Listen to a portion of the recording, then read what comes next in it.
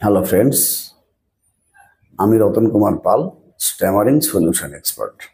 আজকের ভিডিওতে আলোচনা করব যে স্ট্যামারিং যে আমাদের কোনো শারীরিক সমস্যা নয়, এটার উপরে একটু সংক্ষিপ্ত অথচ একটু বিশদ আলোচনাটা করছি।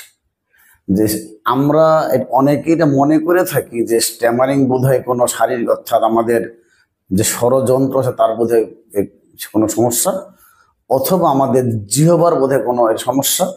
কেউ কেউ বলে যে না, আলজিভ ছোট, তার জন্য স্ট্যামারিং হয়। আসলে এর কোনোটারই কোনো বিজ্ঞান ভিত্তিক ভিত্তি নেই। আসলে স্ট্যামারিং কোনো শারীরিক সমস্যা না। কি করে বুঝবো? ধরুন একজন স্ট্যামারার, সে না কোনো শব্দ বা কোনো কথা যখন একা থাকে, সে কিন্তু সেই শব্দটা, সেই বাক্যটাকে অনায়াসে বলতে পারে।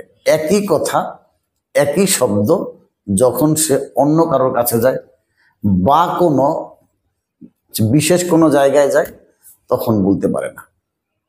আবার এমনও কথা কিছু কিছু আছে, মনে করুন সে খুব সুন্দর মতো বলতে পারে, কিন্তু সে কি করে, যখন কোনো একজন হাই ভ্যালু পার্সন বা তার বস হতে পারে, শিক্ষক হতে পারে, অন্য কোনো গণ্যমান্য ব্যক্তি হতে পারে বা কোনো জনপ্রতিনিধি হতে পারে, তাদের সামনে গেলে তখন তার মুখ থেকে কথা, ওই কথাগুলি আসে না।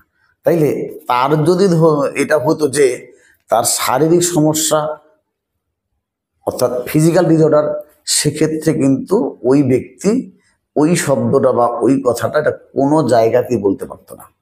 আমরা কি দেখি, একই শব্দ একই কথা সে যখন একা থাকে, ফুরফুরে মেজাজে থাকে, তখন অনায়াসেই বলতে পারে। কিন্তু যখন তাই একটু স্ট্রেসে পড়ে যায়, যখন সে অন্য কারোর কাছে যায় বা পাবলিক প্লেসে যায়, তখন কিন্তু সেই কথাটাকে এটা বলতে পারে না। তার মানে এটা হচ্ছে একেবারে একটা মনস্তাত্ত্বিক কারণ।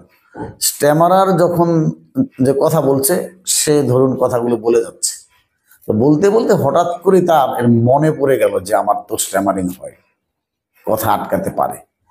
এরপর থেকে তার প্রতিটা যে কথাতেই আটকাতে থাকে। কেন? এটা মনস্তাত্ত্বিক কারণে। তার এটা অবচেতন মন তাকে বলে দিচ্ছে তোমার কিন্তু স্ট্যামারিং আছে, স্ট্যামারিং হয়, তোমার আটকে যেতে পারে। ফলে আমাদেরকে স্ট্যামারিং দূর করতে গেলে এটাকে একেবারেই আমাদের যে সাবকনসিয়াস মাইন্ড বা এই যে অবচেতন মন, সেখান থেকে এটাতে সারাতে হবে। সেই জন্য আমাদেরকে সে মনস্তাত্ত্বিকভাবে কিছু প্র্যাকটিস আছে যেখান থেকে একেবারে সারানো যাবে বা গ্যারান্টি সহকারে। সুতরাং আমরা যেন কেউ যে তোতলামি শারীরিক সমস্যা ভেবে ওষুধ সেবনের দিকে না যাই, কেন এটার কোনো রকম কোনো তার চিকিৎসা নাই। যেহেতু এটা রোগ না, ফলের না, কোনো রকম চিকিৎসা নেই। সুতরাং সারাতে গেলে একটাই পথ, সেটা প্র্যাকটিস, এবং তা করতে হবে কোনো একজন মেন্টরের অধীনে থেকে। অবশ্যই সেটা যেন তার মাতৃভাষায় হয়। আজকাল কিন্তু আমরা গুগলে গেলে, ইউটিউবে গেলে প্রচুর এই সংক্রান্ত ভিডিও আমরা দেখি, অনেকে ভিডিও খুঁজি, সেগুলো অন্যান্য ভাষায়, হিন্দি ভাষায় প্রচুর ভিডিও আছে, ইংলিশে আছে। ওগুলো থেকে যদি আমরা সেটা অনুশীলন করতে যাই, সেটা হবে বৃথা চেষ্টা। কেননা এটা মাতৃভাষায় ছাড়া অন্য কোনো ভাষায় স্ট্যামারিং ছাড়ানো সম্ভব নয়। সুতরাং যদি আপনি কাউকে মেন্টর হিসাবে ধরেন, তাকে সে যেন অবশ্যই মাতৃভাষায় আপনাকে এটা শেখাবে, এবং তার মাধ্যমে আপনি যদি এই অনুশীলনগুলো করেন, গ্যারান্টি সহকারে আপনার এটা সেরে যাবে।